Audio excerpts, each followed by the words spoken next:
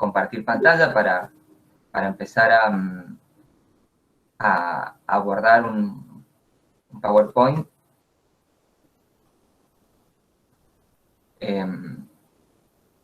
Ahora, bueno, con el PowerPoint pierdo la pantalla un poco, así que no los puedo ver y no puedo ver el chat. Así que cualquier inquietud, como les decía, no tengo drama en abrir el micrófono y por ahí lo vamos aclarando sobre la marcha.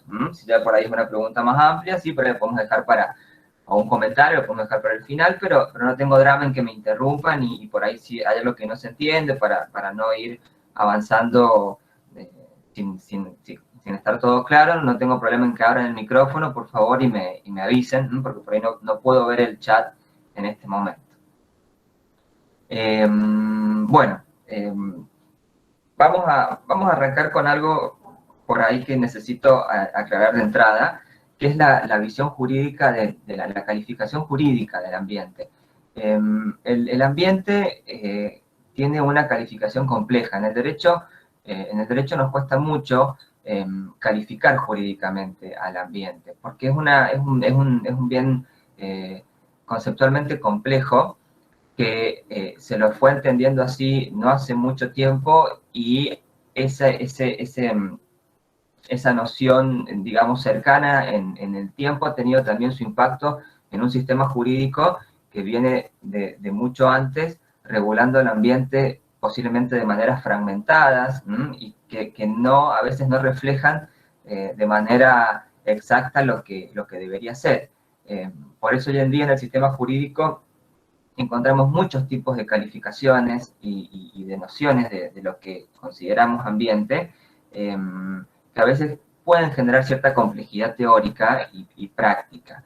¿A qué me estoy refiriendo? Para hacerlo más concreto, por ejemplo, si hablamos en concreto de un área con bosque nativo, lo podemos entender, puede llegar a ser un inmueble de dominio público, por ejemplo, puede ser una tierra fiscal, puede ser también una tierra de dominio privado.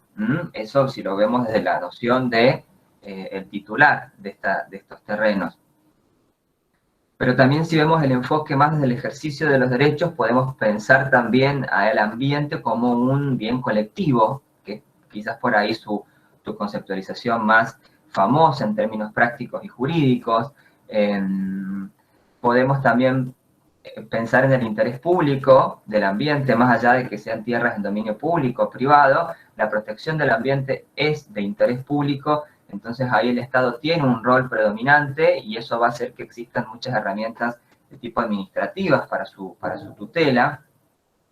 También, si quieren, lo podemos seguir pensando y concluir que, vinculado, por ejemplo, a ecosistemas forestales y a la vida que se desarrolla ahí, a las comunidades humanas que se desarrollan vinculadas a los ecosistemas forestales, también podemos pensar esto mismo como derechos humanos.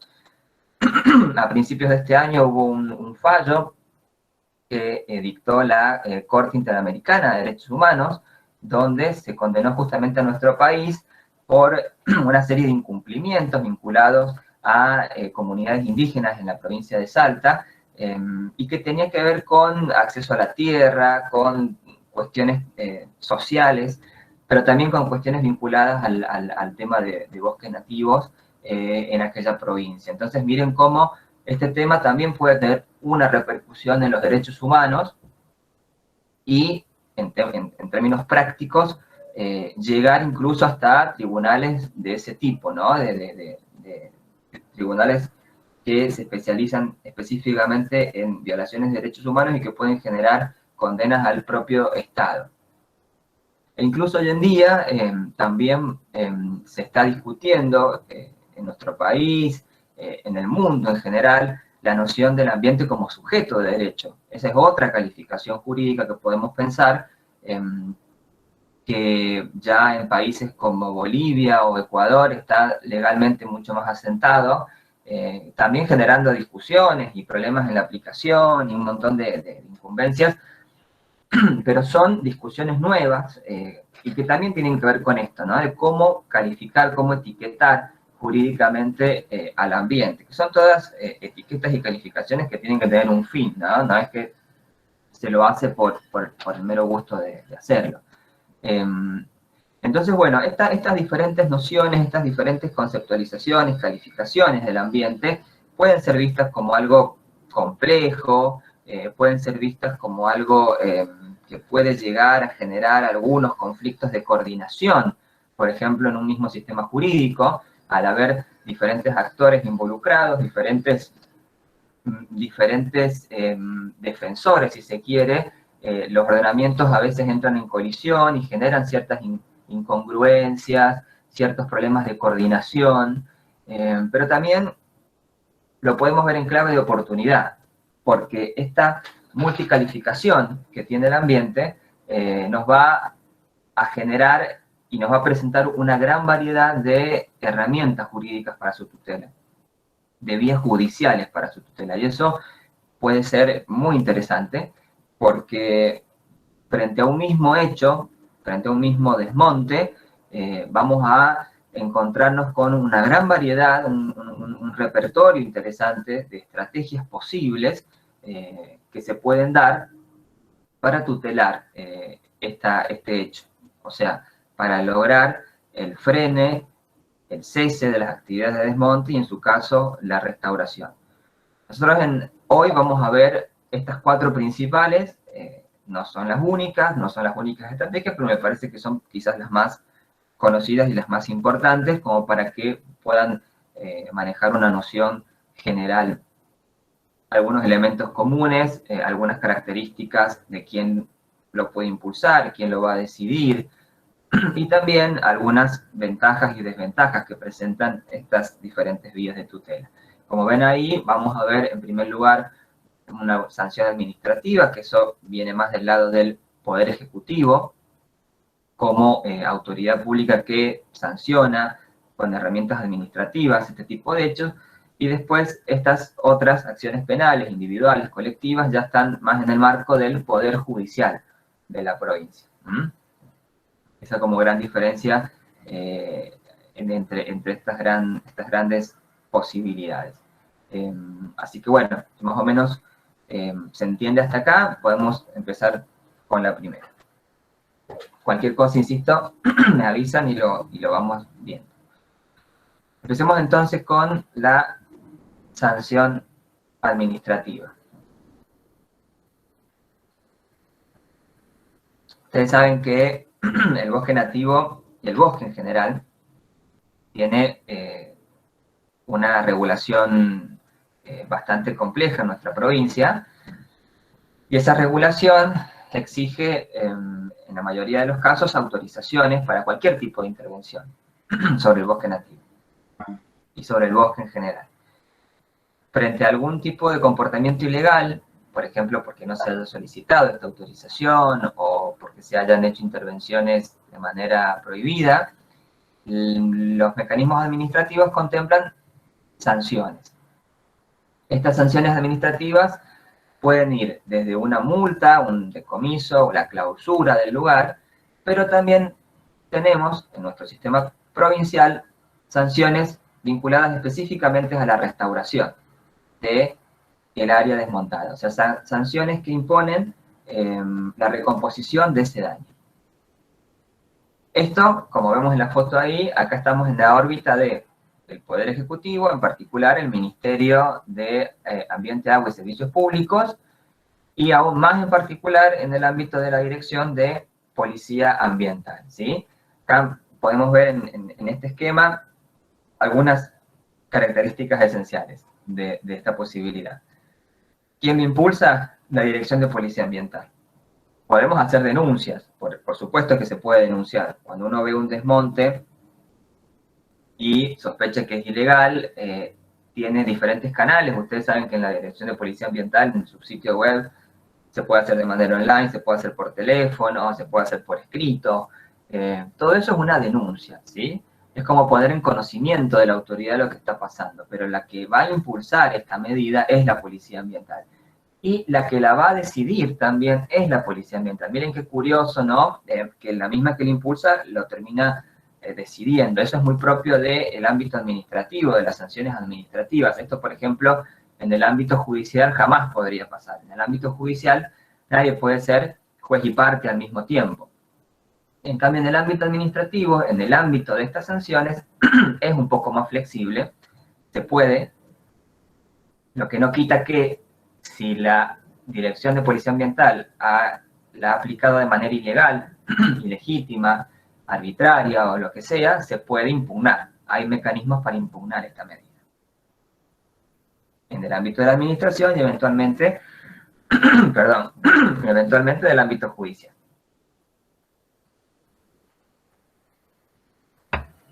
¿Dónde está regulada la acción de accesoria de reforestación? Está regulada en varias normas, como se ve ahí. La 8066, no sé si ustedes la conocen, es como una ley reflejo de la Ley Nacional 13.273, que es la Ley de Riqueza Forestal, es una de las leyes más antiguas ambientales que tenemos en el país, tiene su correlato en la provincia con la 8066. Incluye tanto bosques nativos como bosques no nativos. Esta ley originalmente del año 91 no tenía ningún tipo de sanción accesoria de reforestación. Recién en el año 99 se reforma y se incluye por primera vez en nuestro sistema la sanción accesoria de reforestación. Luego, ustedes saben que en el año 2005 se dictó otra ley muy relevante en materia de bosque nativo, la famosa ley de desmonte selectivo, que prohibía el desmonte total, pero autorizaba el desmonte selectivo, que eso, bueno, fue una respuesta al incremento de las tasas de desmonte que, si bien generó cierta respuesta, está claro que no fue suficiente. Tuvo una época de vida esta ley, de vigencia, era programada por el término de 10 años, y en su artículo 5 también incluyó una sanción accesoria de reforestación. Pero finalmente llegamos a la 9814, a la Ley de Ordenamiento Territorial de Bosques Nativos de Córdoba, que se dicta en consecuencia de la Ley Nacional 26331, y esta ley provincial, en el artículo 48, ya nace y es la regulación más completa que tenemos en materia de sanción accesoria de reforestación, complementada, reglamentada con este decreto 170 que se dicta en el año 2011. Y hay más normas vinculadas a la restauración de áreas que han sufrido algún tipo de disturbio. Por ejemplo, ahí les puse en el artículo 15 de la Ley de Manejo del Fuego, ¿no? Que es bastante citada últimamente. Pero ¿por qué lo pongo como aparte? Porque si ustedes leen el texto de estas normas, son un poco más generales y hasta, si se quiere, un poco pareciera ser más discrecionales en cabeza de la autoridad, ¿no? Porque habla de que la autoridad tiene que recomponer, pero no queda muy en claro el nivel de vinculación que tiene esta restauración. O, por ejemplo, la parte de pasivos ambientales de la Ley 10.208 de Política Ambiental de Córdoba, que es una regulación muy interesante en materia de pasivos, pero tampoco queda del todo claro el nivel de obligatoriedad que tiene frente a cualquier tipo de pasivo ambiental o frente a cualquier tipo en el caso de fuego, de tema de fuego. En cambio, el artículo 48 de la 9814 es la regulación y la fuente más clara en pos de la restauración de un área desmontada, ya sea por fuego o por cualquier tipo de manejo ilegal. Veamos qué dice este artículo 48 de la 9814. Ahí les he transcrito un fragmento, es un poco más, tienen un poco más de disposiciones, pero veamos lo importante. Dice, en forma obligatoria, importante eso, ¿no? En forma obligatoria, y con la finalidad de remediar el daño ambiental causado, también es interesante que habla de daño ambiental causado, ¿sí? No habla solamente de, como hablan las anteriores legislaciones, de simplemente de reforestación o cuestiones más puntuales. Acá habla de daño ambiental causado. Los infractores deberán reforestar con especies nativas bajo las condiciones y pautas técnicas que imponga la autoridad de aplicación, quien a su criterio podrá determinar también en forma conjunta o autónoma la clausura del área afectada por intervenciones en infracción a la presente ley, tendiente a la regeneración natural del mismo y su consecuente restauración. Eso nos dice el artículo 48 de la 9814. ¿Quién aplica esta sanción accesoria? La policía ambiental, como les vengo diciendo. Nosotros hace 2 años hicimos una investigación con Daniela Tamburini, con Fernando Barri, en una publicación de la Facultad de Derecho, dirigida por Marta Juliá. Yo les voy a pasar ahora el link con Romina, por si lo quieren circular. Es una publicación de acceso libre. Investigamos un poco cómo era la aplicación real de esta sanción, porque advertimos que legislativamente tenía una larga data, como les dije recién, ya del año 99 existía, pero no se veía un correlato en los expedientes ni en la realidad. Entonces, bueno, hicimos una serie de pedidos de informe a la Policía Ambiental incluso nos recibió, nos explicó un poco el funcionamiento de esto y en resumen, ¿qué nos dijo la Policía Ambiental? Un poco nos confirmó que hasta la creación de la Dirección de Policía Ambiental, ustedes saben que la Policía Ambiental es un organismo relativamente joven en la estructura administrativa de la provincia, se creó en el año 2012 recién, hasta ese momento todo dependía del área de infracción de la Secretaría de Ambiente. Y palabras más, palabras menos, básicamente no había avanzado ningún tipo de aplicación real de esta sanción. Cuando se crea la dirección de policía, ellos han asumido un rol un poco más activo en este sentido, y cuando se impone una multa o otra medida por un tema de desmonte, se acompaña, se obliga también, como lo dispone la ley, a la restauración del área. Ahora, ¿cómo se hace esta restauración? Lo que nos explicaban es que no hay un marco legal preciso interno en la dirección para este tipo de medidas. Entonces, ¿qué se suele hacer en la práctica? Se incluye la obligación y se le acompaña al sancionado una serie de pautas técnicas que me lo compartieron. Son pautas muy simples, ¿no? Ustedes ven introducción, lo que tienen que describir, básicamente antecedentes, área a remediar, el plan de remediación, que no es, bueno, etapas de ejecución, plazos, descripción, procedencia de los ejemplares, pautas, diseño y ejecución de barreras cortafuegos, cronogramas, referencias, anexos, o sea, es una estructura que seguramente a ustedes les es bastante familiar y nada del otro mundo, pero como algo elemental. El sancionado presenta una propuesta en base a estas pautas, la dirección lo aprueba, ellos tienen un equipo interdisciplinario que lo analiza, lo aprueba o no, lo manda a revisar, y una vez aprobado, en teoría, controla que esto se cumpla. La sensación que nos dio es que, si bien esto mostraba un gran avance en relación a cómo venía aplicándose la sanción con anterioridad, no llega ni cerca a el número de casos en los cuales debería hacerse un seguimiento más real y concreto.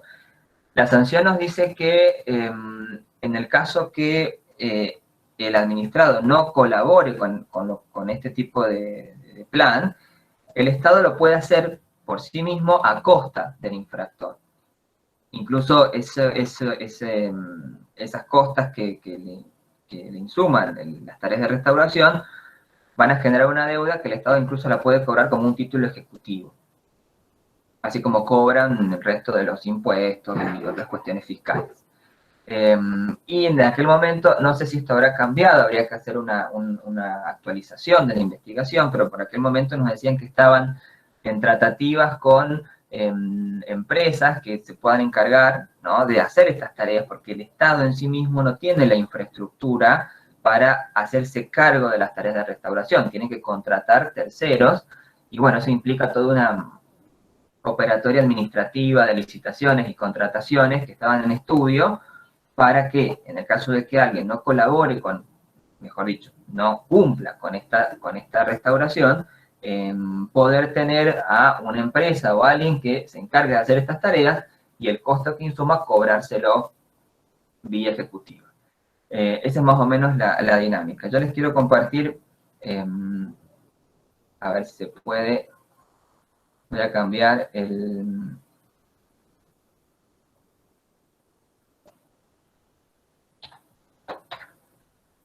quiero compartirles un Excel que este Excel lo pueden encontrar fácilmente en la página de Policía Ambiental. Eso también es un gran avance porque antes esto no estaba disponible. ¿Y por qué está este Excel en la página de la Dirección de Policía Ambiental? Porque la Ley de Bosques Nacional, la provincial, obliga a la provincia a publicar el registro de infractores con cierta cantidad de datos.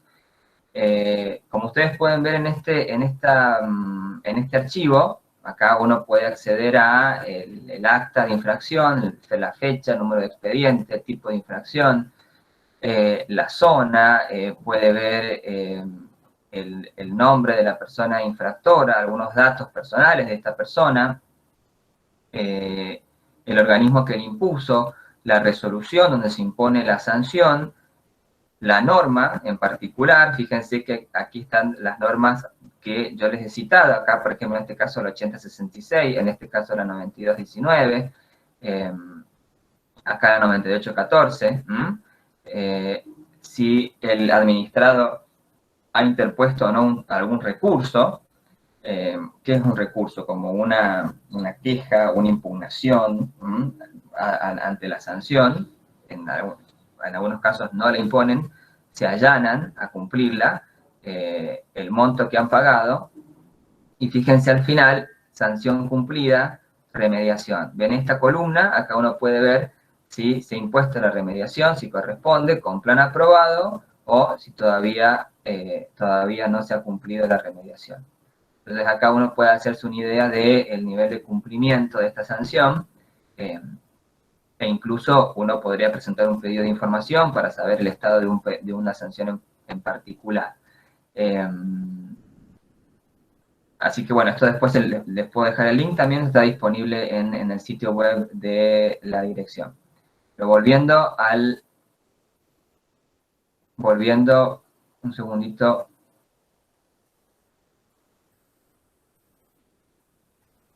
Volviendo acá a la presentación.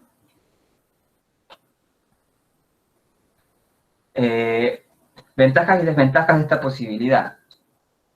Ventajas lo hace la autoridad administrativa. ¿Esto qué quiere decir? Que nosotros, en principio, nos limitamos a denunciar y no tenemos que contratar un abogado, no tenemos que hacer un seguimiento, no tenemos que disponer de recursos. En teoría es algo que lo tiene que hacer la autoridad por sí misma. Y esa es justamente la desventaja, que a veces la autoridad no lo hace, hay dificultades en el cumplimiento.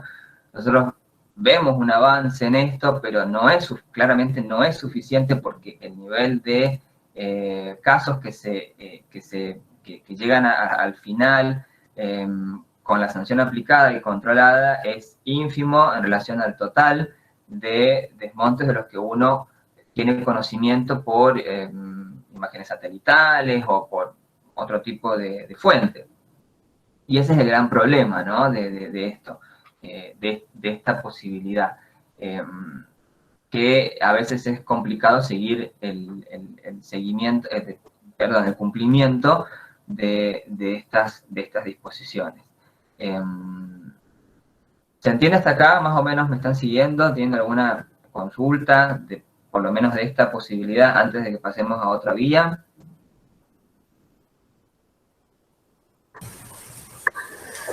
Sí, Ale, se entiende perfecto, muy claro.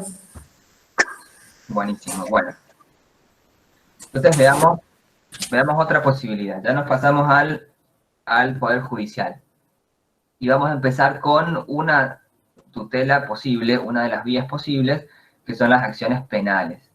Como ven ahí, esto se tramita en el Poder Judicial, en el Tribunales 2 de nuestra provincia, que ahí se concentra todo el fuero penal. Y acá, ¿qué tenemos? ¿Qué particularidad tenemos? Yo les comparto algunas particularidades básicas del funcionamiento de este fuero. Aquí, en este caso, la acción la va a impulsar las fiscalías. Las fiscalías de instrucción, los fiscales, son los que tienen el deber y la potestad de llevar adelante los procesos penales. Los fiscales dependen de un organismo que se llama Ministerio Público Fiscal, que es un organismo que está en el ámbito del Poder Judicial, pero es como externo, ¿no?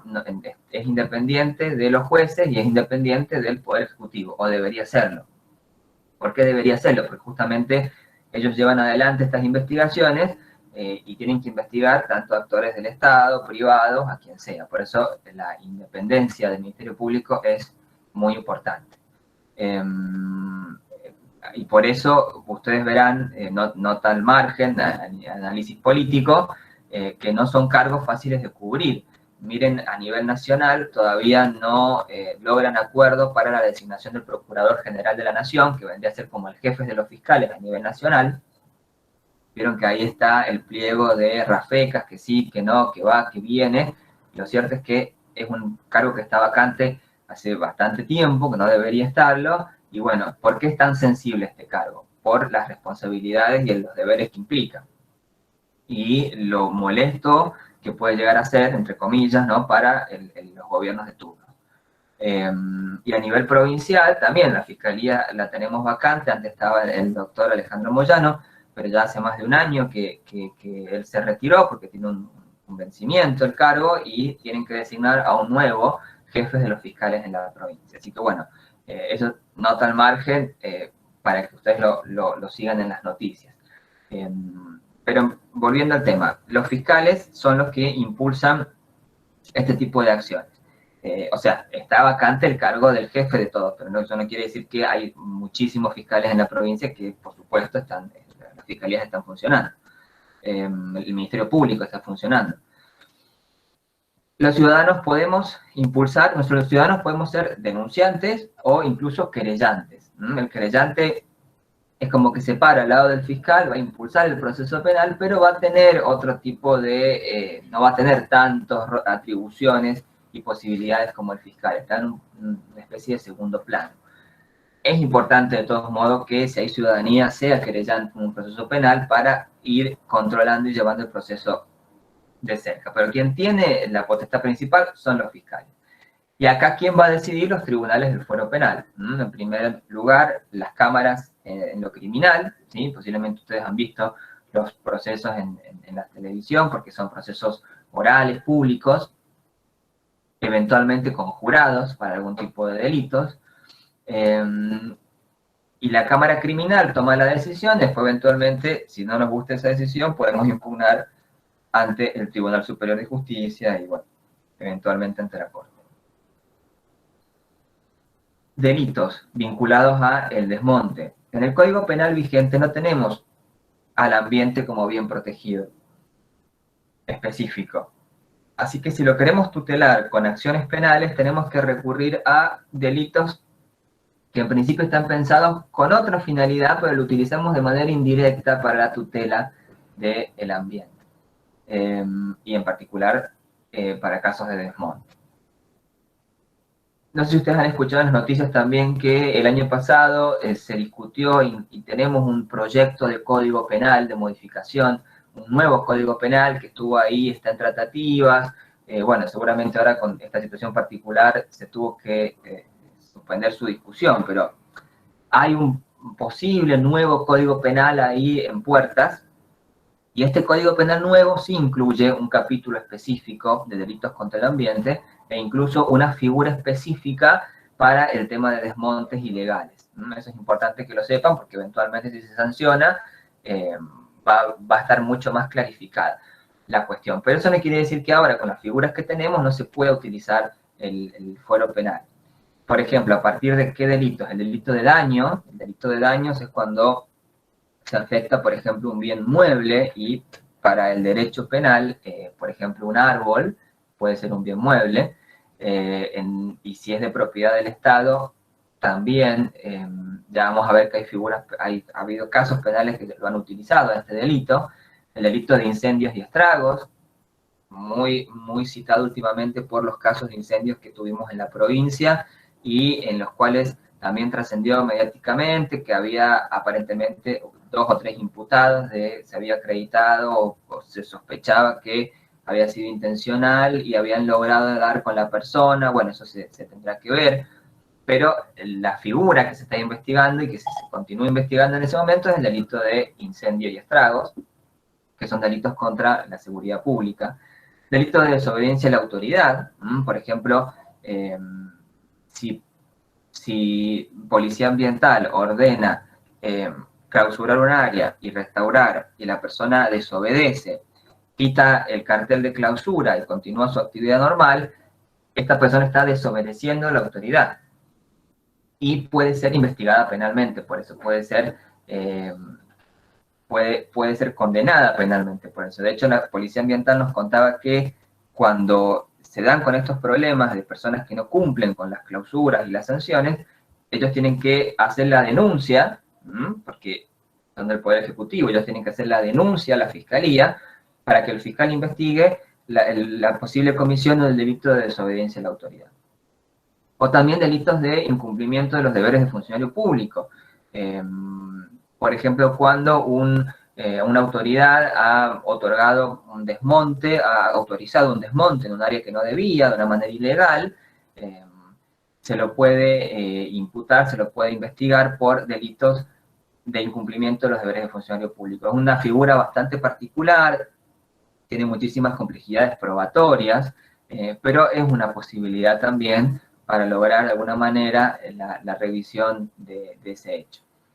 Y después tenemos la ley de fauna silvestre, que ustedes seguramente saben que tiene un capítulo penal especial. Está bien, estamos hablando de fauna, pero bueno, podemos, digamos, hacer una interpretación indirecta y, digamos, considerarlo de alguna manera. Entonces, ya sé que no es lo mismo, pero me parece importante que, por si no lo saben, sepan que tenemos una ley de fauna silvestre que tiene un capítulo penal que contempla también la tipificación de ciertas figuras específicas vinculadas a este tipo de ecosistemas.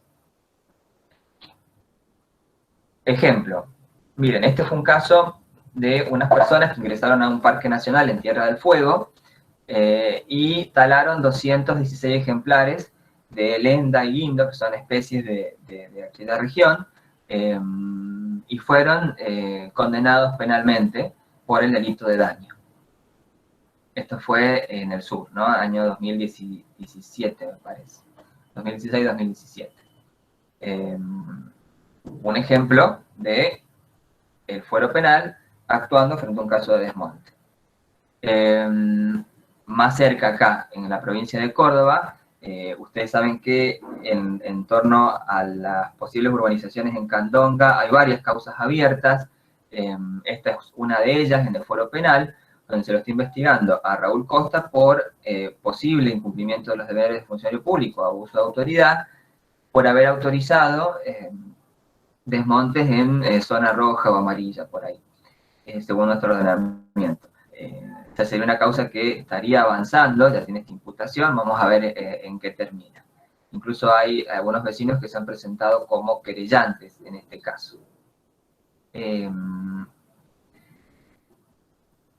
¿Cuáles son las ventajas de esta posibilidad penal?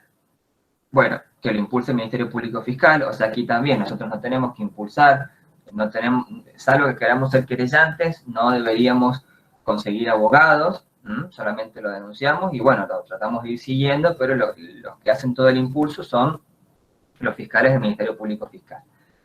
Y como siempre pasa con lo penal, tiene mucho impacto simbólico y mediático, ¿no? Ustedes recuerdan las condenas por el tema de Ituzaingó, ¿sí? Donde, si bien en términos concretos no fue una gran solución, pero sí generó tanto impacto que se revisaron y muchas normas administrativas en materia de agroquímicos, se hicieron muchas capacitaciones, muchos productores preocupados salieron a capacitarse en materia de utilización de agroquímicos. ¿Por qué? Porque generaba esta sensación de no quiero ser el próximo sancionado penalmente, investigado penalmente. Eso genera el fuero penal.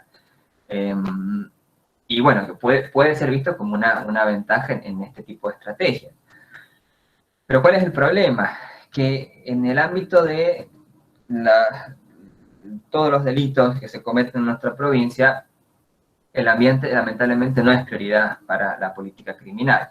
Esto es súper discutible, esto es una discusión extensa. Hay muchos defensores del fuero penal para temas ambientales, hay muchos que piensan que es la vía ideal, otros que piensan que no, que el fuero penal es un fuero de excepción, ¿no? Que no todo se tiene que solucionar criminalizando. Y bueno, son discusiones de política criminal muy interesantes.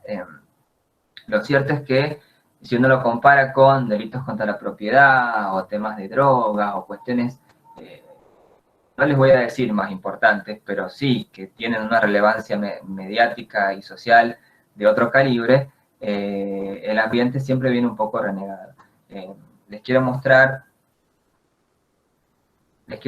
otra, un informe que elaboró el Poder Judicial de la provincia de Córdoba hace poco en materia de incendios, justamente a raíz de todos estos casos que tuvimos, y donde se analizan las causas por incendios rurales y forestales en la provincia. Miren, está a septiembre del 2020, ya se los voy a compartir si quieren también después con Romina. Muy interesante. Vamos al resumen al final. Nos dice que ha habido desde el 2015 al 2019 25 nuevas causas por incendios rurales y forestales. Un imputado condenado, o sea, hemos tenido una condena, 11 sobreseídos, 31 sin resolución. La mayoría de las causas han sido por temas de incendios forestales. Ha habido 44 imputados en general. Bueno, acá nos da una estadística de la edad, el tema de género. La mayoría vienen estos interesantes, la mayoría han sido investigados como incendios dolosos, o sea, quiere decir que hay una intencionalidad ahí. Y nos da acá algunos porcentajes de la etapa en la que se encuentran. Pues se los voy a compartir, es interesante, pero yo les adelanto cuál es la conclusión lamentable de esto, que no es el número que uno por ahí espera ver en este tipo de procesos. Y el otro problema es que a veces el fuero penal no nos va a garantizar la restauración del área. O sea, lo más que podemos esperar posiblemente es que el fiscal frene algún tipo de medida que se esté haciendo y condene con prisión a la persona, pero ¿y el área qué va a pasar? ¿El área va a seguir igual? ¿Alguien la va a restaurar? Eso ya excede a las posibilidades de este fuero. Entonces también tiene que ser analizado como algo importante a considerar para pensar la estrategia. Otra posibilidad, acciones individuales. Acá seguimos en el ámbito del Poder Judicial, pero ya nos vamos al fuero civil. Como les decía al principio, la naturaleza de los bosques y del ambiente en general es compleja. Y a veces puede ocurrir que los bosques estén en dominio privado, en el inmueble de alguien, y que ese alguien esté interesado en protegerlos como parte de su propiedad. Entonces es una posibilidad también. ¿Quién impulsa este tipo de acciones? Por ejemplo, de daños. Los propietarios o titulares de los bosques, del bosque en particular que esté en peligro o dañado. Acá, ¿quién va a decidir? Los tribunales del fuero civil. Nosotros tenemos la ciudad nada más, 52 juzgados civiles y comerciales, después más arriba las cámaras civiles y después ya el Tribunal Superior de Justicia.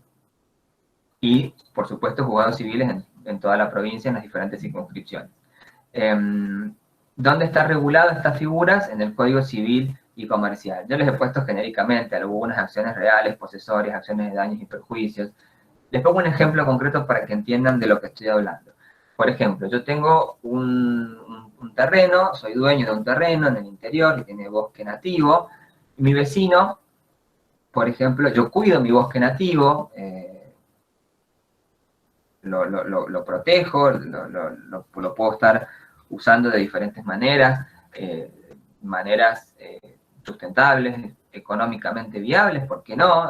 Manejos de productos no madereros, o incluso lo puedo estar usando como una reserva turística, no sé, se me ocurren algunos usos económicos, o simplemente lo uso para mi satisfacción personal, porque son mis tierras y tampoco tengo que dar explicación de eso a nadie. Pero mi vecino inicia un fuego, trata de hacer un fuego controlado que se sale de control, se cruza el fuego a mi campo, quema todo mi bosque, por ejemplo. Entonces yo ahí podría iniciar una acción de daño contra mi vecino, exigiendo la restauración de todo ese daño que me ha producido a mis tierras. Y eso es lo que va a tramitar en alguna, por ejemplo, una acción de daños y perjuicios en el fuero civil.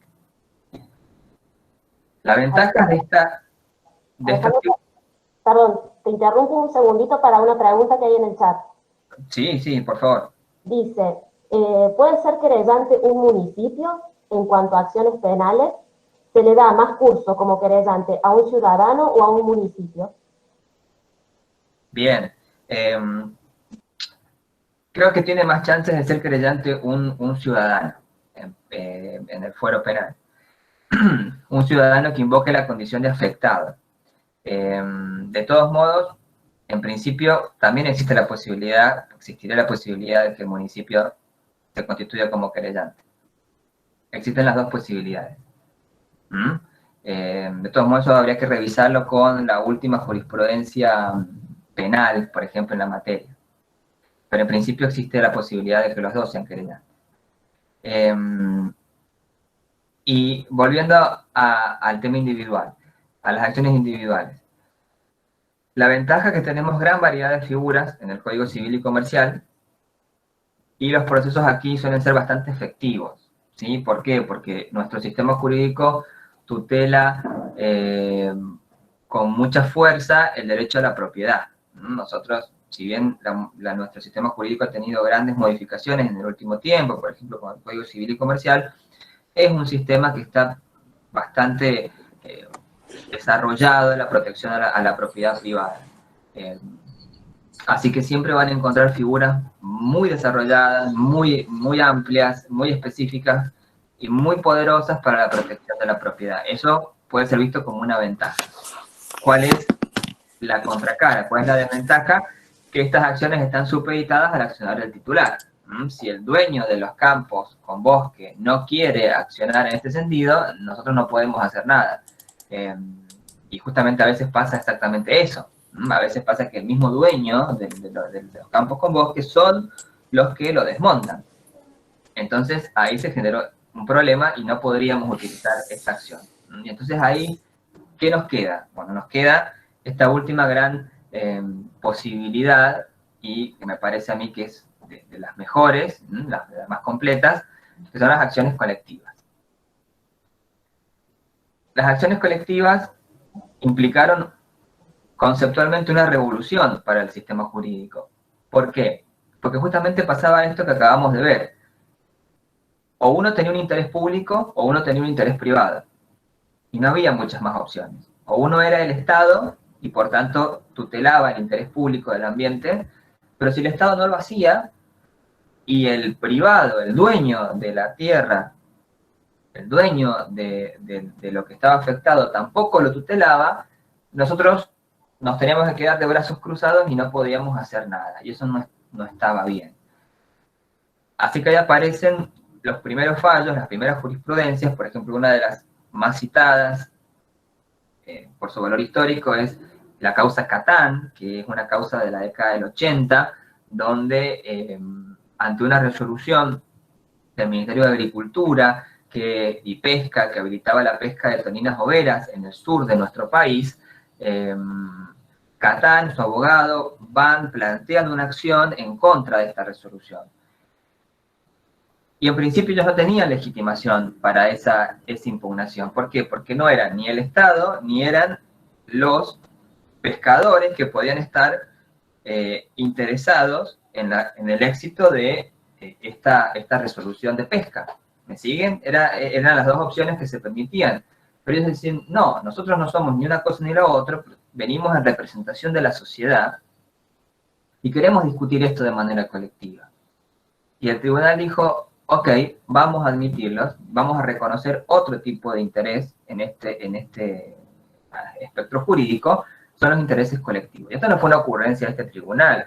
En realidad esto venía de un desarrollo amplio de las acciones de clase en Estados Unidos, del desarrollo de las acciones colectivas, sobre todo en Brasil. El desarrollo de esos sistemas ha tenido muchísima influencia en nuestro país, Y acá principalmente nace de esta manera jurisprudencial y se consagra con la reforma del año 94 de nuestra Constitución Nacional, donde ahí nosotros en el artículo 43 tenemos expresamente, ya con rango constitucional, a los derechos colectivos. Y en el caso de Córdoba, incluso un poco antes, con su reforma constitucional provincial.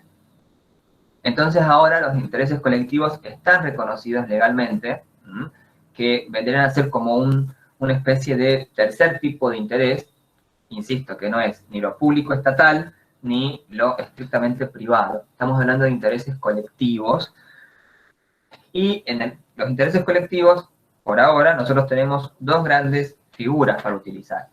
La acción de amparo colectiva y las acciones ordinarias, que pueden ser preventivas o de daño o de resarcimiento. Son las dos grandes figuras que hoy tenemos habilitadas en nuestro sistema jurídico. ¿Qué características tienen estas acciones colectivas? Quizás ahora con la estructura me van a terminar de entender un poco más la importancia de lo colectivo. Que quien lo puede impulsar puede ser el afectado, y cuando digo afectado no me refiero solamente a el dueño de lo que está en juego.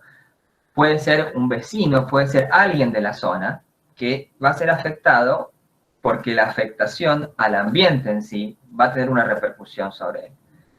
Ese interés mínimo es muy distinto a exigir que sea el mismo dueño, por ejemplo, de la zona. Es totalmente distinto. Entonces, yo con tener algún tipo de interés mínimo, alguna conexión con el problema, por ser habitante, por ejemplo, de la comunidad que va a ser afectada por el desmonte o por el daño ambiental que sea, yo ya me considero afectado, yo soy afectado y tengo legitimación para interponer alguna de estas acciones. ¿Quiénes más? Las organizaciones, las ONGs, expresamente están autorizadas.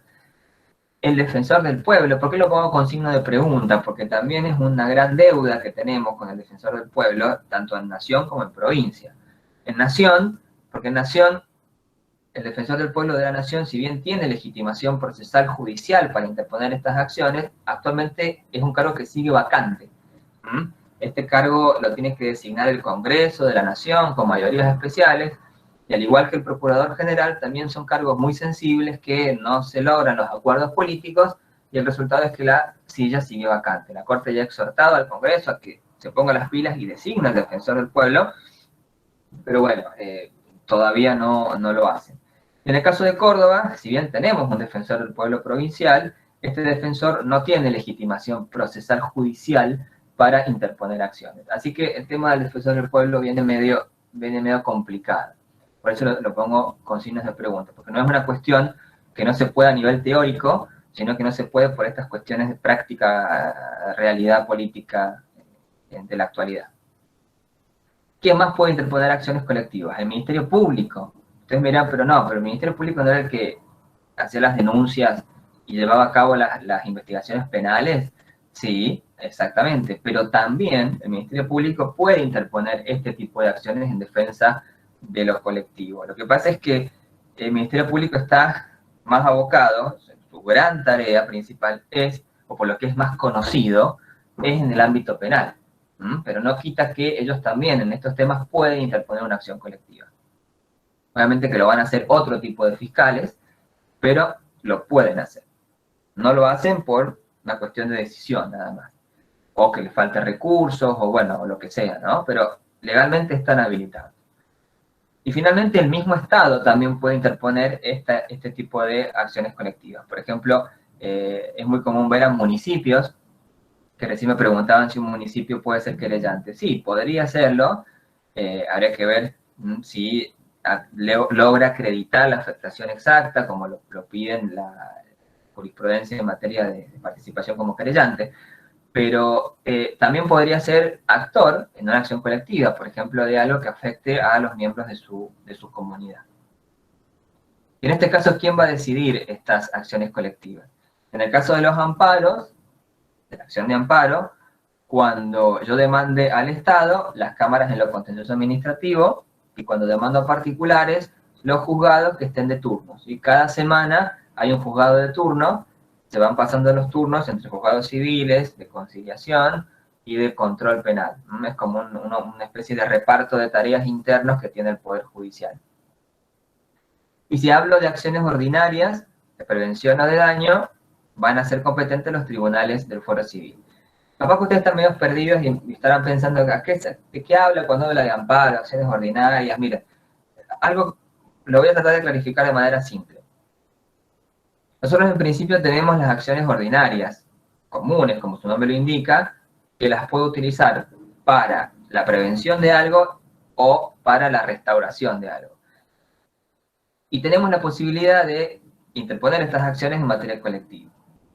El amparo, en realidad, es una figura pensada más como una vía, en principio excepcional. En principio excepcional.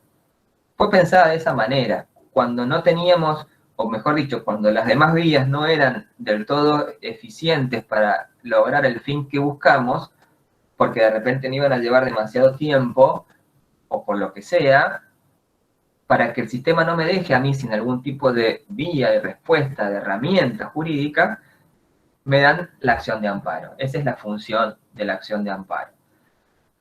¿Qué pasa? Que como en materia ambiental generalmente todo es urgente, todo es para allá, no podemos darnos por ahí el lujo de litigar en procesos largos, la enorme mayoría de vías que se utilizan es la acción de amparo. La gran mayoría de casos judicializados de nuestra provincia son acciones de amparo, justamente por este tema. Con lo cual, la acción de amparo ha pasado de ser una acción excepcional o subsidiaria para transformarse prácticamente en una acción principal. ¿Y eso está bueno o está mal? Bueno, yo creo que va a depender. Si yo puedo conseguir con el amparo lo que busco, mejor, porque lo puedo tener de una manera un poco más rápida que con una acción común. ¿Cuál es el problema? Que la acción de amparo tiene algunos requisitos y exigencias, justamente como fue pensada como un trámite excepcional, tiene algún tipo de, si se quiere, trabas procesales o requisitos un poco más exigentes que los que tienen los otros tipos de acciones. Entonces ahí tengo que pensarlo un poco mejor, tengo que ver si tengo pruebas suficientes, si voy un poco más armado, digamos, de argumentos, porque es una acción que me va a requerir quizás más cuestiones a acreditar. ¿Dónde está regulado el amparo? En el caso de Córdoba está en las leyes provinciales 4915, la 10.208, tiene también complementos para el amparo colectivo ambiental, y en el artículo 43 de la Constitución y también en la Ley General del Ambiente. Y las acciones ordinarias en el Código Civil y también en la Ley General del Ambiente. Veamos algunos ejemplos. Ahí tenemos el caso del Gran Dorado. Me parece haber visto a Marcela Fernández conectada en el chat. Ella llevó adelante como letrada, junto con Adarza, esta acción por una urbanización de Gama en el río San Antonio, en San Antonio de Arredondo, en una zona que está en categoría 1 y 2 del ordenamiento territorial, o sea, roja y amarilla, y ellos interpusieron una acción de amparo que finalmente fue admitida favorablemente por un juzgado de Carlos Paz. Si bien está admitida, le dieron la razón a la organización, actualmente está apelada, y bueno, está siguiendo todo un trámite de apelaciones interno, y vamos a ver en qué termina, si se logra confirmar la decisión o no. Está como no está firme, digamos, la sentencia, pero es muy importante que hayan obtenido una sentencia favorable de primera instancia. Esto, por ejemplo, fue un amparo colectivo. ¿Qué más? Tenemos, a raíz de la autovía, hay varias acciones judiciales iniciadas. Hace poco, por ejemplo, trascendió la que involucra el tramo creo que de San Roque a Cosquín, y ahí se pidió una cautelar, frenar las obras, y como la provincia dijo que iba a revisar las trazas, iba a revisar todo, la cautelar no fue concedida. Así que bueno, eso es lo último que se ha decidido, todavía no hay aparentemente ni de cerca una decisión definitiva, ¿no? Pero esto también está tramitando como una acción de amparo. También, por ejemplo, en el caso que les comentaba recién, del tema penal por Candonga, además del tema penal, también hay acciones de amparo, diferentes acciones de amparo vinculadas a ese mismo proyecto. Y en materia de daño, hay algunos ejemplos, son mucho menos, pero este que les traigo acá es de la provincia de Salta, donde ahí hubo, miren la bestialidad de deforestación, ¿no? 12.000 hectáreas de bosque. En este caso fue interesante porque acá hubo una gran actuación del Ministerio Público en el caso de Salta. ¿Por qué? Porque el Ministerio Público primero los condenó penalmente por desobediencia, porque lo habían ordenado a la clausura y aparentemente ellos desobedecieron esa orden, entonces se los condenó penalmente, y a la vez el Ministerio Público inició una acción civil de recomposición ambiental colectiva y se los condenó a restaurar el área, ¿no? Con esta acción justamente ordinaria, colectiva, que finalmente terminó en un acuerdo. Se logró un acuerdo y bueno, habría que ver si se está cumpliendo o no, pero fue un precedente importante en esta materia. Pero como ven, lamentablemente no son muy frecuentes los casos de acciones ordinarias de prevención o de resarcimiento colectivas, no son tan frecuentes como los amparos. Y es una cuestión estratégica, ¿no? Yo no digo que uno sea mejor que el otro, creo que hay que ver las situaciones en particular de cada caso y evaluarlo. Hay que sentarse en la mesa y aportar el enfoque jurídico, pero también el enfoque técnico de la biología o de las áreas que estén involucradas, para analizar, por ejemplo, bueno, a ver, ¿qué nos conviene acá? Priorizar el tiempo, priorizar tener más amplitud de prueba. Por ejemplo, si yo estoy frente a un daño que ya está consolidado, ya fue, o sea, si bien hay que actuar rápido, pero no hay nada urgente que pedir más que se haga y se asegure una buena restauración del lugar, quizás me convenga iniciar una acción ordinaria de recomposición, de restauración, como en este caso, por ejemplo, ¿sí? Porque ahí voy a tener un poco más de posibilidades de discutir mejor, con mucha prueba, las mejores opciones de restauración y después darle un seguimiento. Si yo por ahí estoy buscando quizás frenar una obra que sé que su evaluación de impacto ambiental es totalmente ilegal porque han tenido un montón de errores y tengo que frenarlo ya, y capaz que ahí sí me conviene iniciar una acción de amparo, ¿no? Son cuestiones estratégicas.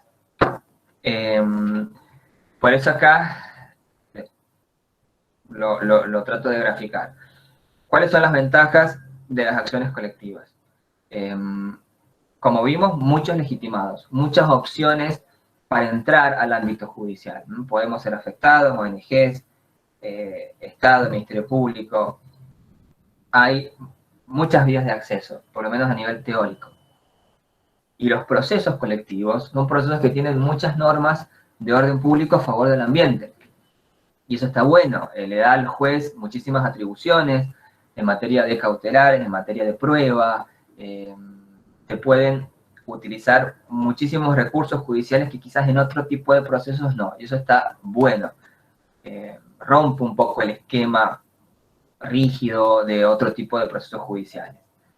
¿Cuáles son las desventajas? Que justamente, como el proceso depende del impulso de los legitimados, va a recaer sobre los hombros de quien decida iniciar el juicio colectivo. Entonces, por ejemplo, en el caso que sea una ONG, o que sea un grupo de afectados, un grupo de vecinos, ellos tienen que impulsar todo el proceso. Y eso a veces es complejo. ¿Por qué? Y porque se faltan recursos económicos, porque no se consiguen abogados, muchas veces los abogados tienen que trabajar gratis, y bueno, lo hacen, está bien, lo hacen con mucha vocación, con mucho compromiso social, y no está mal eso, está perfecto, pero ¿cuántas veces se puede hacer eso? ¿Y con cuántos abogados? Hace falta más litigio, hace falta más acciones, entonces hace falta más profesionales interviniendo en esto. Y muchas veces no hay dinero, no hay plata para hacer estudios técnicos, no hay plata para hacer informes, entonces eso genera problemas. Capaz que ahora ustedes no entienden por qué les decía que en los casos que lo impulsa la provincia o los fiscales, eso nos podemos relajar, porque ya eso ellos lo impulsan con recursos estatales y bueno, nosotros podemos controlar y lo vemos de afuera, pero en este caso nosotros lo vemos de adentro y tenemos la responsabilidad de llevarlo adelante. Entonces es un tema. Y muchas veces si llegamos al final y no nos dan la razón, muchas veces también, ¿qué pasa? Nos condenan y nos aplican las costas, o sea, no solamente que perdemos plata, sino que terminamos obligados a pagar los honorarios a la contraria. Y eso también es un gran disuasivo para iniciar este tipo de acciones. Esos son los problemas que tiene hoy en día el proceso colectivo. Y después les pongo algunas desventajas particulares de cada figura. Por ejemplo, en el caso del amparo, como les decía recién, es una figura que puede llegar a ser complicada en algunos puntos, por algunas dificultades procesales. Me pueden decir, no, esto requiere mucha más prueba, entonces no lo podemos discutir con un amparo, tienen que discutirlo en una acción ordinaria, por ejemplo.